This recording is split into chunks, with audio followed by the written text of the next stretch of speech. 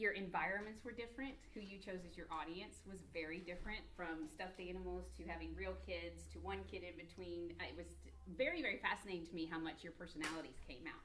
And that's a good thing. I never want you to try and change who you are so that you can teach like somebody else. Because God has made you who you are for a purpose. Remember that verse we learned, 2 Corinthians 8:12. You didn't learn it, I just told you. The one with the little chicken on the picture. For if there is first a willing mind, it is accepted, the gift, according to what one has and not according to what one does not have. You have the personality God gave you. You add skills to it and you add learning to it, but you aren't supposed to change who you are. So, one of the things that I thought about was, do you all know who Miss Frizzle is? Okay. Do you all know who Mr. Rogers is? Okay, Miss Frizzle is over the top, lots of colors and chaos, and she enjoys being very, exuberant. Mr. Rogers is the exact opposite. He's like crazy calm. There's never anybody in a hurry. He doesn't even talk quickly. Both of them are very effective teachers. So think about that. If you are like Miss Frizzle, God's not asking you to be Mr. Rogers. If you are like Mr. Rogers, God is not asking you to be Miss Frizzle. It would be disastrous. Either way around, if either of them was trying to be the opposite, it would not work and they would not be effective. Whereas if they are who they are with skills, they are effective. So remember that. Who you are is on purpose for what God is going to call you to do, which is great. Okay, we're going to start with Claire's object lesson because she did not have the opportunity to do it before. So you can bring all your stuff on up. I will make space for you. And while she's setting your things up, I'm going to hand out these handouts. I don't want you to put them in your binder yet because you're going to need them today. All right, this one goes on the bottom. Take one and pass it around. This one goes on the top. But you can ignore them until we get to them.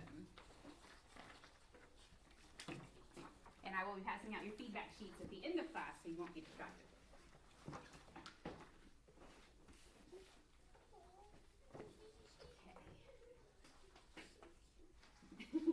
I want sheets. And Claire, I'm also going to give you handouts that you missed, and here are your lessons for the 2 years as well. You may start whenever you're ready. Okay, that's right. Where should I sit at? How about right here? Perfect. This spot. Claire's just about to start her object lesson. Perfect.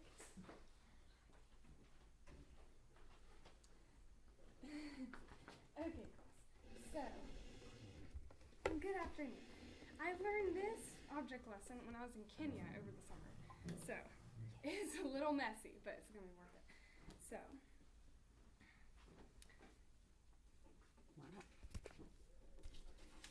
for a little context, I learned this when I was in Kenya, and I learned this after a whole week of learning about worshiping in spirit and truth.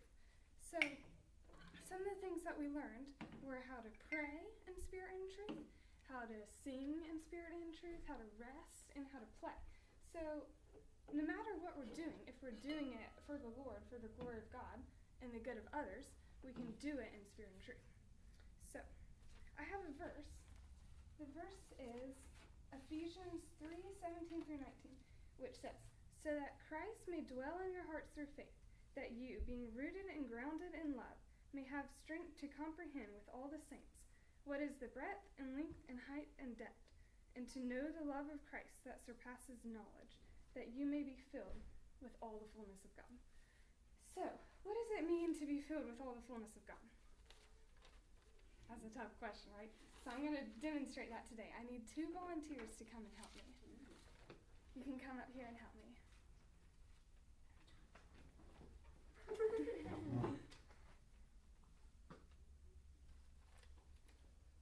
Okay, so... All right, guys, do me a favor. I'm stand up there where we can be seen. Congrats. So, so we can see better. this is my heart. This is going to represent my heart.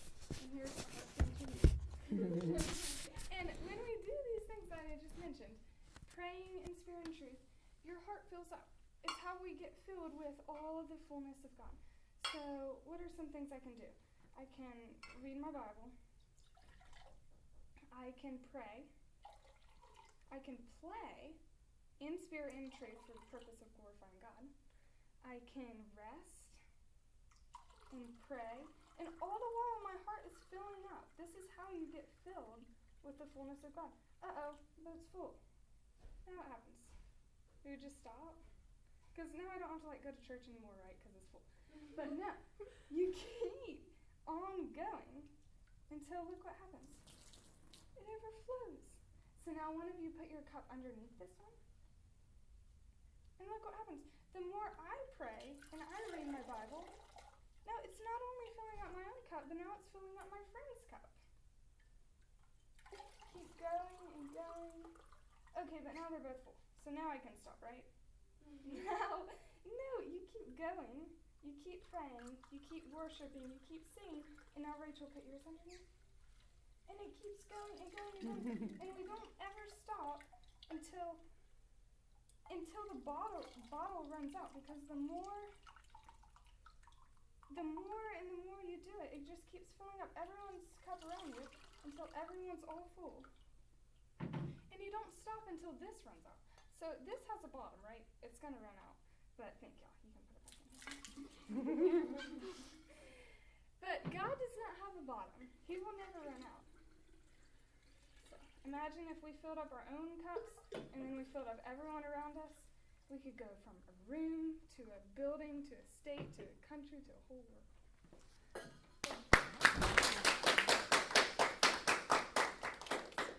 Really great. You can ask Claire about her trip to Kenya later.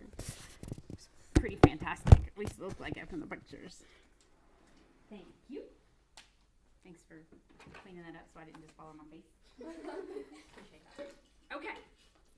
Today, I've been looking forward to since we started this class. And it is classroom management, which actually for a lot of people is the last thing they want to think about because it's hard. How do you manage all these squirrely little kids? They all want to talk to you and they all want to go places and they all want to do their own things. What do we do? And I know how easy it is to have chaos. So I'm not here to tell you I'm like this expert on this because I'm so good at it and it just came naturally to me. That would be a big fat lie and that would be a sin. So I'll have to tell you that when I was first in college, I had a job, I think it was over the summer, at a daycare. And they stuck me with 20 to 30 children, which was more than the law allowed. And there was no program. There was no curriculum. There was no plan. We went outside for recess for a little while, and that was it. I had them for 8 hours a day. It was awful. I tried to be creative. I tried to come up with ideas. I tried my best, to, keep track of all these kids and keep them from being chaotic. It was incredibly stressful because I had nothing to build on and nothing to build with. And I didn't know how to do anything. I didn't know how to handle the kids. I didn't know how to get them to do what I wanted or get them to obey or any of these things. And so I had my really good kids being really good, and I had my bad kids being bad. And I spent most of my time trying to deal with the ones over here or the ones in the middle who were distracted or the ones over here who didn't, whatever. So in the end, I noticed that my good kids did not have as much fun as they could have had because we were dealing with all the other things, and my bad kids were frustrated because they didn't really know what the rules were. It was just, I was probably the most frustrated because I had these things I wanted, and if they would all just be good, we could have fun, right? Right, okay. Well, then I went down to Pensacola Christian College, and I got a job in the kindergarten. That was my actual job while I was at college to help me pay for college, and I probably learned more at that job than I did in my classes, because experience is one of your best teachers. Now, I had the experience of I don't know what to do, and this is terrible. It's stressful. I am not in control of this classroom. And so there would be times that it got so loud and crazy and I couldn't get their attention and I couldn't get them to all stop. I would literally open the door and I would slam it as hard as I could because it would be really loud and it would finally get their attention. So we were at that level. So I get to this place and they have 600 kids just in their kindergarten, not counting all the other grades. Huge long hallway.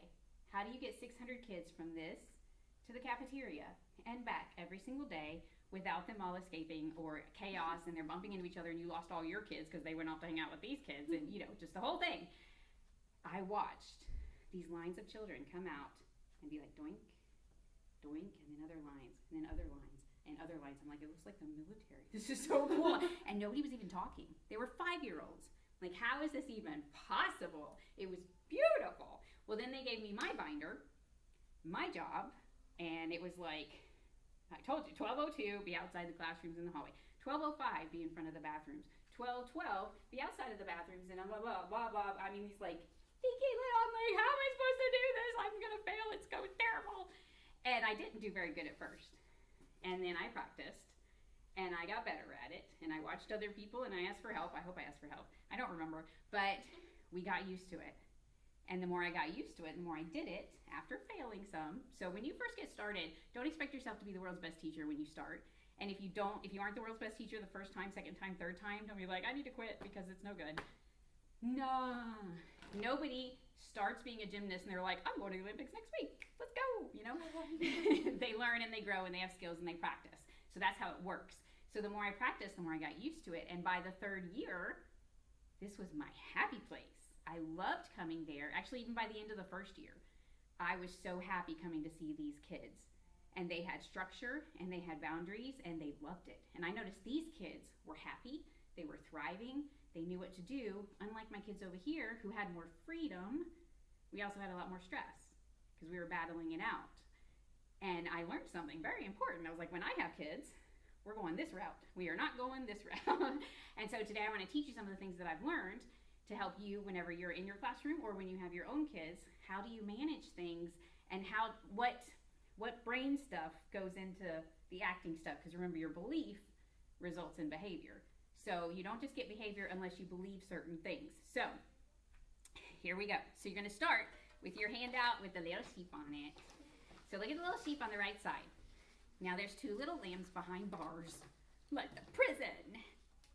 Now, some people would look at that and say, oh, you're stifling their freedom. You are restricting those poor little lambs. You should let them out to do whatever they want. But anybody who's ever worked with lambs, anybody who's a truly good shepherd, sees this. That's protection. Inside the fence, there's all kinds of freedom. They can run around, have a good time. But if you just let all the little baby lambs out, what's going to happen? They're going to be in danger. The wolf's going to get them because they're out alone and vulnerable. They're going to fall off a cliff because they do that sort of thing. There was actually a situation, it was in the last 10 years, where this one sheep walked off a cliff, and sheep follow. They don't think, they just follow. The other sheep, ding, ding. This guy, his entire herd, I think it was like 1,000 sheep, seriously, walked off a cliff because one of them walked off a cliff.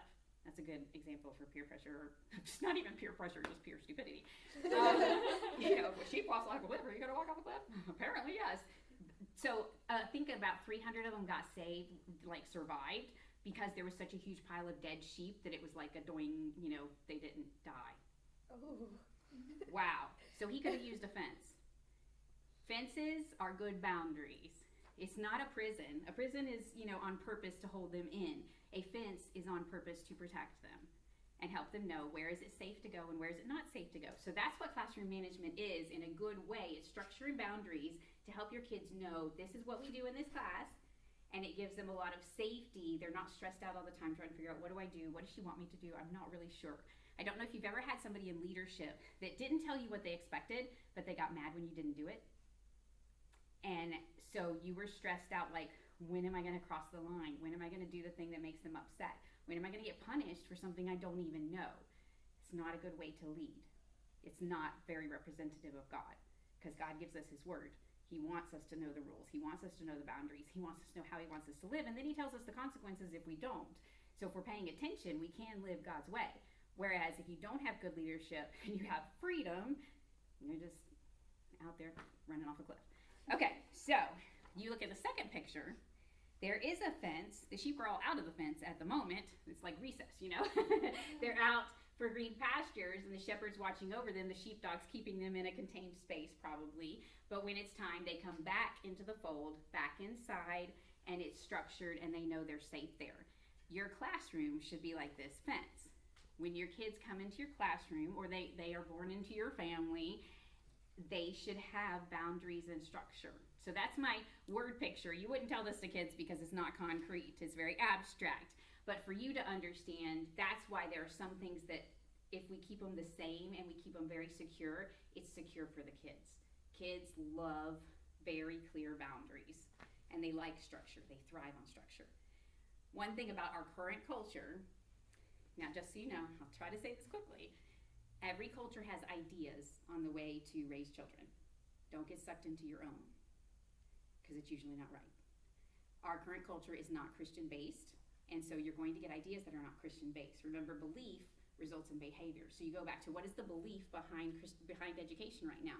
Well, if you believe there's no God, if you believe evolution, so we're all really just random accidents, there's no real purpose for your life. If you believe survival of the fittest, somehow you should make rules that we're all equal and we should treat everybody with rights. That's like the total opposite of survival of the fittest, but that doesn't matter. Our current culture is child focused, and you'd think that would be a good thing, but it comes with other stuff. So 100 years ago, if you ever read Little House on the Prairie, you know back then the educational idea was children should be seen and not heard. So the kid could sit at the table with the adults, but they were expected not to say anything. They listened and they learned. If they had an opinion, they're supposed to keep it to themselves. Now, that's oppressive. That's horrible. That's whatever. Kids have good ideas. Now, I agree. Kids have good ideas. I think that's like harsh, and maybe it was a little bit much. But to react to that, it's like, ooh, that's oppression, so we're going to swing way over here. Usually things are pendulum swings from one side to the other. We're not very good at being really balanced. I could talk about the 50s and the idea of the home and the family, and then how it messed up in the 60s and 70s, and then especially the 80s when the women started going to work and the kids started raising themselves, and la la la la la, but this isn't history class and it's a bummer. We don't have time. But what happened is, eventually at this point, we have elevated the kids to where the kids are the reason we're doing things, instead of the kids are coming along with the adults doing things. So our culture, I don't know if you've noticed, but it's like we're all about the kids' sports, and we're all about the kids' activities, and we're all about what the kids want to eat for supper. And so there are moms who are doing separate cooking for their kids because their kids want chicken nuggets every night and they won't eat anything else. They won't eat anything else. Who's in charge? The parents.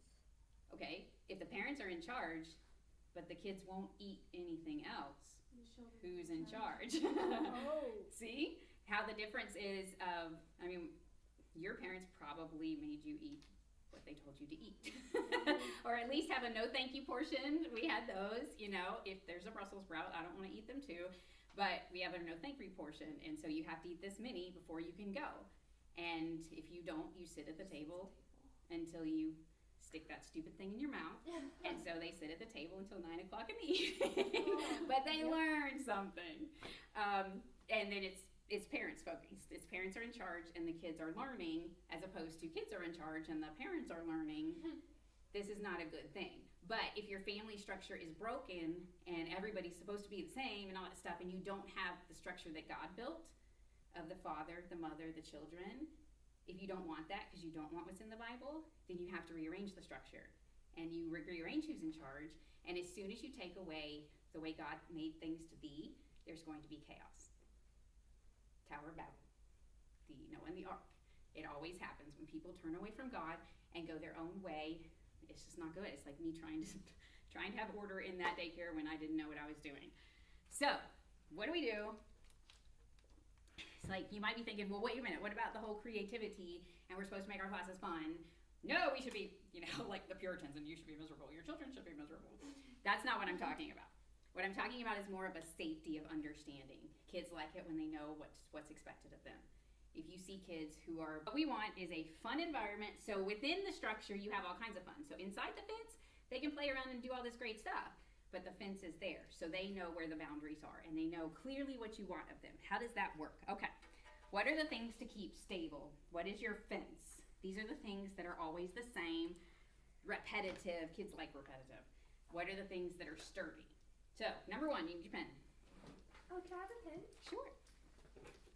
Number 1, the rules. First thing up. And by the way, our tendency is kind of to be like, okay, I've got a brand new class. I'm going to take it easy on them and not do a bunch of rules or anything like that the first few weeks, and then we'll incorporate the rules. Don't do that. Don't do that. Because now they've gotten used to your system, and now you're suddenly changing it and making all these rules, and now it's no fun. So now it does look like it's not fun, because this was fun. If you start out with the rules and the structure and the expectations right from the beginning, then later you can relax them a bit once everybody's under control, but everything's under control. And then you can relax it. It's much easier to become less strict than it is to become more strict. Because now it's not fair.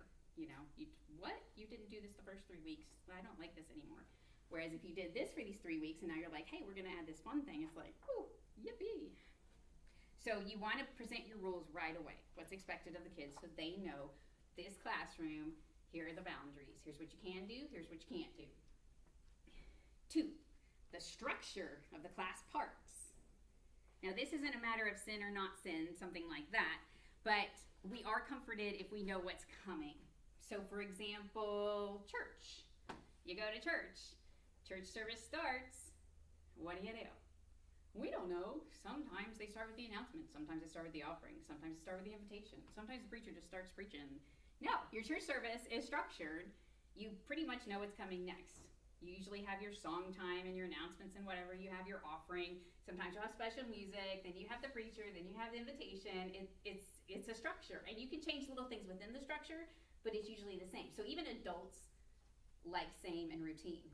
How many of you have people in your church that always sit in the same exact place? Everybody who goes to a church, pretty much. So when you're new, it's so nerve-wracking to go in and sit somewhere because you're like, am I sitting in somebody's spot? They're gonna hate me forever. We like routine. And so if adults even like that, how much more kids who are looking for structure in their lives? Okay, number 3. So, backing up. For your class, what does that mean? So for your class, typically it's like we always start, we get up and we sing our song from last week. Kids know that. Boom. That's what we do first thing. That's how we start. And then maybe you tell them the story at that point, or maybe you teach them a Bible verse this week. And then you tell your story, and then you do this, and then we go out and play, whatever. It's kind of we do this, then this, then this. Kids enjoy knowing what's coming next.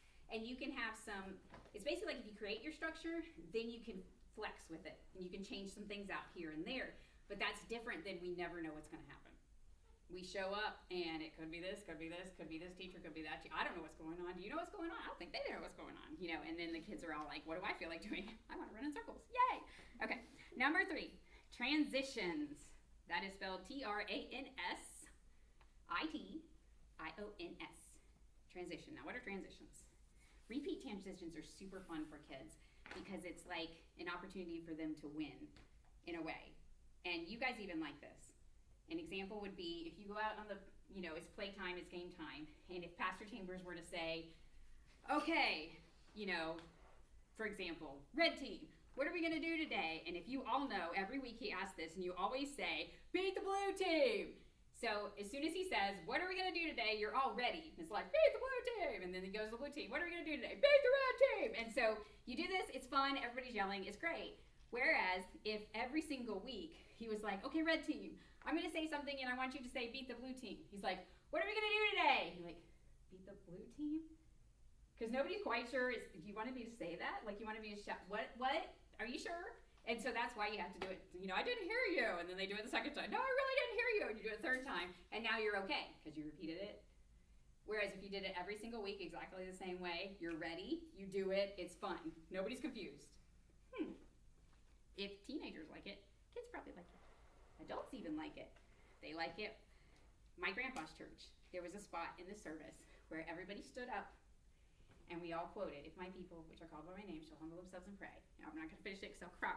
But it was so cool because I was a little kid and I'd never been in a church that did that. And the whole church is quoting this. And it was beautiful. And I memorized the verse just like that, not even on purpose, but just because every week we got up and we said the same thing. And then we sat down. And I thought it was great. It was really neat because the whole church became unified in that moment every single week, kind of like searching God and asking him to heal our land. It was cool. Okay, so what does that mean for kids? Well, example. So every day when it's time to teach your verse, you say, it's verse time. What are we going to do? And the kids all know to say, learn God's word. And now it's like just this fun little thing. They did it, but it's also a transition. Now they know, okay, we're switching gears. And now we're going to learn this. So then you don't have to do this whole like, I'm going to teach you a verse now, blah, blah, blah, blah, blah. It's just like, boom, there we are. Let's go. And the kids are ready for it. Another example would be like, it's time for a story. What do? So you need to transition from we had fun, we were doing this motion song, and we were jumping around, and now we need to settle down. So you can do that. Okay, it's time to settle down. I want you to listen now. We're going to tell a story. That's okay. There's nothing wrong with that. But if you have a transition that everybody knows what to do, you can do something soft, like, okay, sit down, fold your hands, what do we do with our mouths? And all the kids go like that. Boom. You've got kids who are quiet.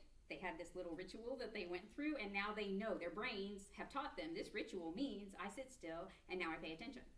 Repetition teaches your brain, and you want to teach their brains. You can also do it in a very fun way. The one I like is, okay, it's time for our story. What are we supposed to do? The 4 things. We're going to jump, sit, fold hands, and clip. And when you say clip, you don't even say it. You're going to clip your mouths closed. So we don't even say the word. Ready? We're going to do that. And they're all like, jump, sit, fold hands, and if they all do it, then it's like, we won, yeah. And if they don't, you're like, oh, a couple of you missed it. Let's try it again. We're going to jump, sit, fold hands, and now they're all ready. And you won. And it was great. And everybody feels good. So, hey. So, having transitions like that between your things, or it's time to go outside, we always do this. It's time to come inside, we always do this. It's time to eat whatever, we always do this. So, even something simple like we fold our hands before we pray. That's not a biblical command, but the ritual of it gets them in the right frame of mind. Their brains go from, oh, we were doing this, now we do this. And my brain says, I'm going to talk to God now. That's one of the reasons we fold our hands and close our eyes before we pray. It gets you in a different frame of mind. And by the way, that's not a biblical command. In the Bible, sometimes they prayed with their hands up, sometimes they prayed looking up, they prayed all kinds of different ways. Sometimes they prayed flat on the floor with their faces on the ground. Do that. Okay, number 4. What else needs to be same and repetitive? The way you deal with issues. Now, this one's important for your kids' mental health, as they like to say now, which was not even a phrase when I was growing up. If they don't know what to expect when things go wrong, then often kids are scared of things going wrong. And your good kids are going to try their hardest to make sure everything stays just fine so that everything's okay. And you want there to be structure so that everybody understands when things do go wrong, this is what happens. This is what we do about it. And particularly with behavior, if your kids know exactly what's going to happen, if they behave this way, well, that's just good. It's good if they know what's going to happen and if you actually do it. So if it's very repetitive and it's the same thing, say some kid's about to do such and such and so, and the other kid remembers this is the way that it always is, like, don't do that because this is going to happen. And then you've got structure and boundaries. So this can be everything from, it's not just like a discipline thing. It's like, anytime I clap my hands 3 times, I want you to pay attention. So for example, your kids are in playtime and they're all in different parts of the room and you want to get their attention back on you so that you can tell them to come sit in their seats and it's time to do our jump, sit, clap, and all that stuff. Well, you can yell, okay, everybody, it's time to come, la, la, la, la. You can slam the door like I tried to do. And what happens is, your good kids who are paying attention because they want to make sure they hear you, they're like on it. As soon as they hear you and they come and whatever. You got your distracted kids who it's not that they're disobeying, they just weren't paying attention to you. And so you got to go up to them and like call them by name and then go through the whole thing in person and send them over. Well, then your really smart kids, credit to them for being smart, figure out, okay, when she starts coming around telling people individually, she always goes this way. So if I play over here, I get 5 more minutes of playtime. So again, who's getting punished? The good kids. The good kids. They just have to sit there. Exactly. And your bad kids are getting rewarded in a way, or your smart kids, because they figured out the system. Kids like systems. They're going to figure it out. They're very, very smart. So you want a way that can get all of their attention without you having to scream and yell and lose your voice every week and get stressed out. What's wrong with Dave Kett? They're not listening. Okay, and that's where you can use, something like clapping. If I clap 3 times, always be listening. If I clap 3 times, that always means you look at me. And then you practice it a whole bunch. Okay, everybody look at the spider on the wall. And you clap 3 times and they look at you right away. You can practice it and teach them that. Or you can have some things like, I remember you can have a little bell. I had a little ding bell in one of my classes. And it turned out to not be effective because it was this sweet little bell. Ding! And we were in the auditorium. So, I barely heard it. And everybody else was kind of like, what? Nobody paid any attention. So I got smarter and I got a whistle. Yeah. Even the kid next door probably heard that one and they're like, what? So you want something that will get their attention so that every kid in the classroom immediately, boom, and they know what this means. So it's not just a random, I made this huge sound and you're like, what? You're like, if you ever hear the whistle, eyes on me. And so even if they're sitting there and they're starting to get a little squirrely, so that they do it before they even think about it. It is a taught, trained thing. Or you do it when they start getting they're out on the playground and they're like really far away and you need to get their attention. You don't want to have to yell. You can get a megaphone like Pastor Chambers has. That's effective. But then you still have to like say things. So if you're like, you hear the whistle, immediately, eyes on me. So even if they're way across the field, you blow the whistle, they're like, boing. And then you can be like, 3 seconds or something, and then you can give them instructions without being like, everybody, I want you to come over. And then you're like, okay, Bobby, would you please go get Nathan? He's way out in the trees, and that whole deal. And now again, you're dealing with problems, and the rest of your kids are waiting for the problem to get dealt with. So it's just a good thing. When kids get squirrely, I want to teach you this because it was my favorite thing to do. Even in a brand new class, like if I'm coming to speak in somebody's church, and I'm a missionary, and I don't have any idea if their church kids program has any structure or not. What am I supposed to do if kids get squirrely? I don't know these kids. I had a plan. And it actually always worked. This was my favorite thing to do, and it was wiggle time. And I'd start talking, and it was really funny because the teacher would be standing there, and I think sometimes she's like, you're going to do what? Are you kidding? So I'm going to show you. All right. Y'all have been sitting around too long. Everybody stand up. Here's what we're going to do. So spread out, arms out. We are going to have wiggle time. Okay, arms back down. Here's what I'm going to do. I'm going to count to 10. And while I'm counting to 10, I want you, stand in your same spot, but I want you to wiggle as much as you can wiggle. Wiggle your arms, wiggle your legs, wiggle your head. Wiggle, wiggle, wiggle, wiggle, wiggle. And then when I say stop, 2, 3, you only have 3 seconds. When I say stop, as soon as I say it, I want you to sit down, fold your hands in your laps, get totally quiet, and look at me in 3 seconds. Nod your head if you think you can do that. Oh, so I'm going to count to 10, and you're going to wiggle, wiggle, wiggle, wiggle, wiggle. And then when I say stop, 2, 3, by the time I say 3, everybody should be perfectly in their chairs and ready to listen. So here we go. Ready?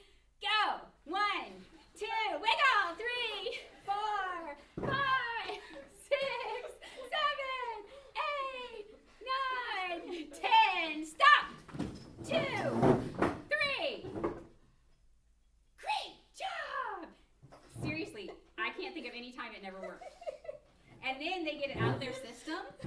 They got all the squirrelies out, and now they're ready to listen to me. It's a good idea. Try it with somebody. Anybody. Your parents. What? Video. I would love to see that. Yeah, at the table. Before we have supper tonight, I would like to try an experiment.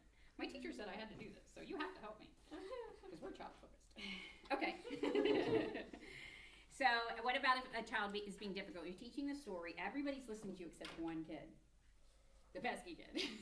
Who's poking their neighbor. Or going, doing, doing, doing, doing, doing. The other kid's trying to listen. Just like that. Exactly. And they're like, I'm not supposed to do anything. But you're really, really annoying. And eventually they're going to blow it and smack you in the face. And you got another problem to deal with. So what do you do about that one kid? Well, if you have an assistant, you can da-da-da, while you're teaching, you can just be like, or you can, calling a person's name is pretty powerful. So for most of your kids, if you're just like, Rachel. Or sometimes if somebody's talking and not paying attention, really powerful actually is nothing. Oh. Seriously, you stare them down. They're not paying attention, but the rest of the entire class is. I They're had all a like- teacher that did that. They're all looking at Felicity, who is not paying any attention. So finally Felicity's like, it's really quiet in here. And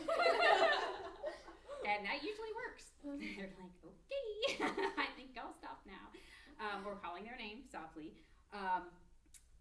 Or you can even mention, like to the rest of the kids, if that person's still not paying attention. During your first few weeks, you're setting up the structure. You're setting up, this is how we deal with things so that they understand. And you can just stop. And, maybe one of your kids is like, what are you doing? Like, we're waiting for Felicity to pay attention. And then everybody learns a lesson. And the next week, you don't even have to say that. You are just like, and all the kids know. And then somebody's like, everybody knows what to expect. You didn't have to punish anybody, but you dealt with it. And you can move on. It's wonderful. It's wonderful when your classroom understands what's expected of them because you don't spend all your time trying to deal with the issues. You can actually teach. It's great. Another thing is you got your assistant. You can just If you have a really good assistant, they're probably going to notice. That's their job, to kind of notice things in the first place. If you are an assistant, it's your job. You're watching the kids. You're not watching the person teaching. It's nice and everything, but your job is the kids. And you notice Bobby again. He started. Here we go. And so you can just come over and maybe just touch their shoulder. That's often enough. If it's not, you can sit next to them. And if that's not enough, Bobby, come with me. And you have 2 chairs over there that are by themselves, so there's no other kids for them to distract. So at that point, your problem is he's causing problems for the other kids. And then it becomes more of an issue than just Bobby's behavior. And so you pull Bobby away, he sits way in the back with you, and he doesn't really enjoy that very much. And so maybe next week he won't do it. And at the end, maybe you say, Bobby, do you understand why I asked you to come sit back here? Because you want him to understand. You don't want to just fix his behavior, you want to fix his belief. Because belief leads to behavior. He's like, because I was, I'm like, yeah, and you were distracting the other kids and they couldn't understand the word of God. And that's important. So next week, do you think you can sit still and pay attention?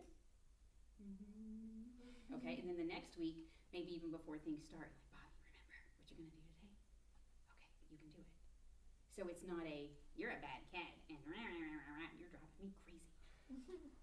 He has an opportunity to succeed again. Again, you want your kids to succeed. So those are effective ways to deal with things. All right, flip it over. Getting from one place to another. Now look at my sheep. Very structured fences. And the one looks really containing. It's like, oh, those poor sheep, they're all scrunched in. Well, for one, they don't mind being scrunched in. But it's getting them from one place to another in a safe and effective way. It's not a big, huge fence, and you're like, wait a minute, we're supposed to go over there, over there, over there, over there. Oh, man. And you spend half an hour trying to get your stragglers. You want to have a structure that gets from one place to another. Now we're going to walk the hallways. Now, I would love to tell you about it, but it would be better, actually, if I showed you. So, Hope, you were going to be in charge of this. We're taking this out to the hallway and having it show the whole hall, if that makes sense. So put it in the middle, if you would. Now, here's what we're going to do. Lucy, you are going to take your line and come out into this side of the hallway until everybody's in the hallway. Go. Rebecca, you're going to come out and go to that side of the hallway until your whole line is on that side of the wall. You may go. Good job with everybody being so quiet. All right, well done. Now I have 2 lines. We have a long way to go. Don't worry. See these blue lines on the floor? Rebecca, your job is please take your line to the next blue line and then stop there. Lucy, your job is to go in your blue line and stop there. Go. Excellent. Good. Everybody's in spot. Please go to the next blue line.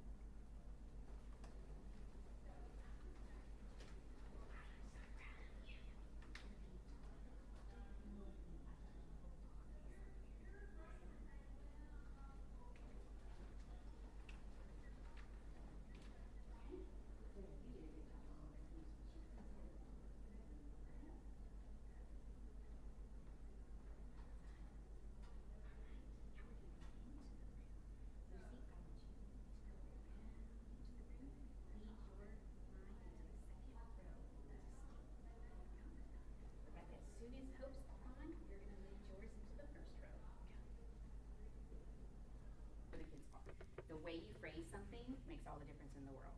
So I have literally had days with my kids where it was like one kid, ooh, you're doing such a good job. You get to be my caboose. They're like, yay!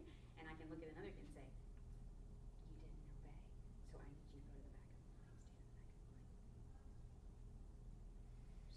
Same place in the line, but one of them's really sad and one of them's really happy because one was a reward and one was not. So you can utilize that. Or you can just do back of the line is a bad thing, whatever. But again, when you send some kid to the back of the line, when you're finished, give them an opportunity to make it right. You can say, why did I send you to the back of the line? Because I was whatever. Okay, we're going to try again tomorrow, right? Okay, and if tomorrow he does a good job, then he made an effort to do the right thing. You want to choose him as your line leader.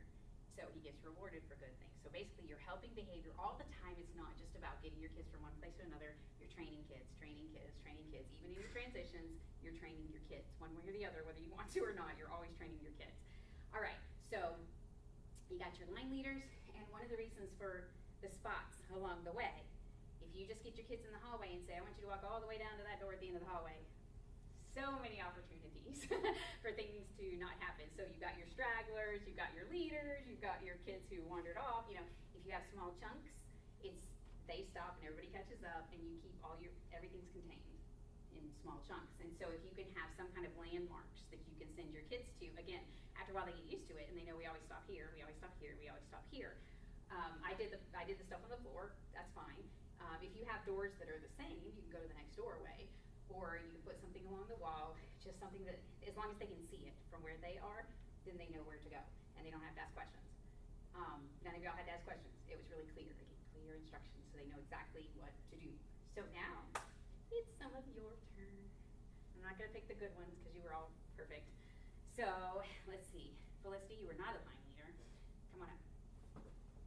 Felicity's going to be a teacher, and she's going to get you all into 2 lines to the door and out into the hallway.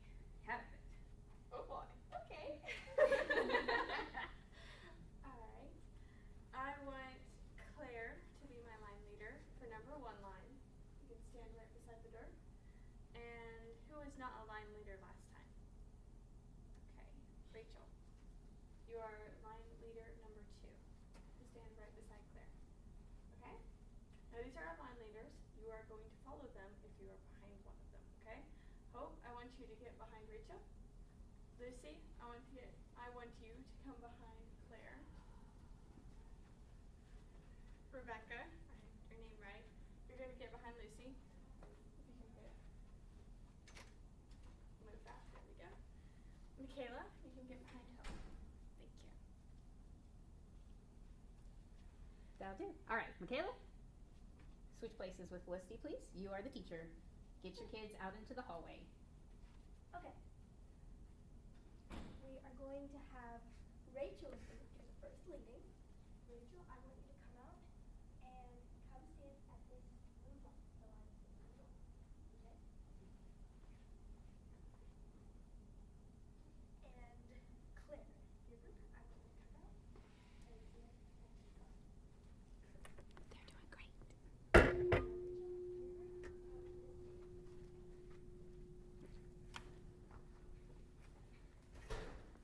Now, Claire, your group, come to this table. Excellent. Thank you. Am I going?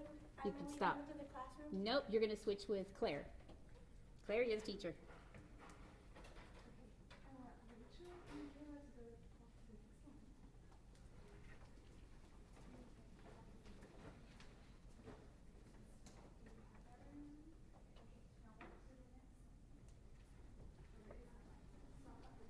next line. Great. Switch with Hope, please. Hope, you're the teacher. Get him back in the room. Alright, so there's not quite enough room in the store for both of y'all to go. So Michaela, I want you to come first. I want you to get your group to go in, sit on, and stand behind the chairs in the first row. Rachel, and then Rachel, I want you to bring your group, stand behind the chairs.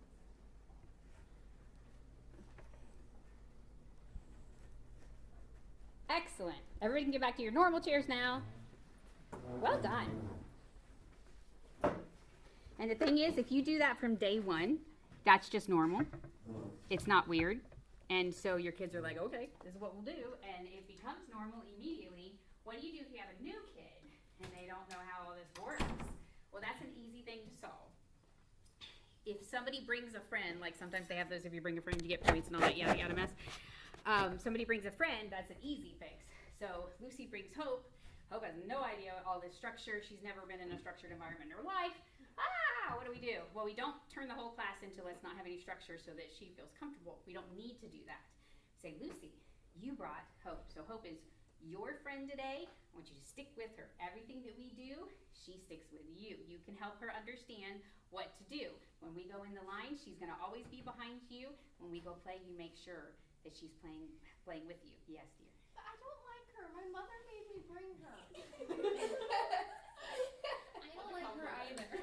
Okay, we are gonna stop when we go out in the hallway. You two are gonna stay behind and we're gonna have a little talk about friendliness. All right, okay, so if you have a new kid who doesn't belong with somebody, or there's other problems, you assign one of your friendly kids. Now the thing about this is a lot like being a line leader. you're a teacher's helper. You're going to be my teacher's helper. You're going to make sure Hope understands what to do. So you don't have to spend all your time explaining all the structure to Hope. So she's not like, and kids love this like special, I'm the teacher's helper, so it's like higher than being a student, so they get to talk sometimes when the other kids don't get to talk, so they're explaining the rules. And I mean, what kid doesn't like telling other kids the way it's done and what to do? So it's actually a special thing, and the other kids are like, that's fun, I'm gonna bring my friends because that'll be good. If you have a new kid who doesn't have any friends, you assign one of your friendly kids, so-and-so, I want you to come here. Come here and say, do you see that girl right there? Her name is such and such. Would you please make sure that she has friends today? Would you help her understand the way things work? And again, would you be my teacher's helper today? Teacher's helper, that's a good assignment. Instead of just, there was a study done on if you made it an ER word. So they did this study on telling kids, would you help clean up the room? Or they told this other group of kids, would you be a helper and clean up the room? And for some reason, they were like 30% more likely to do it if you called them a helper instead of asking them to help. So that's interesting. But being the teacher's helper is a special thing. So assigning them that is a reward, and it means I can trust you, and that feels good. And so the other kid, you don't want any kid in your class never wanting to come back because they stood in the playground by themselves the whole time because nobody asked them to play. Sad. Okay. But if you have one person who's assigned to them, then they're assigned to make sure she's part of the games. They're assigned, so you don't have to spend the whole time being like, don't you want to go play? Or, don't you guys want to ask her to go play? And they're like, no, So, okay. So that's how all of that works. So you're done with the first handout. We haven't even started on the second one. We'll get to that next week. For the rest of today, I got things to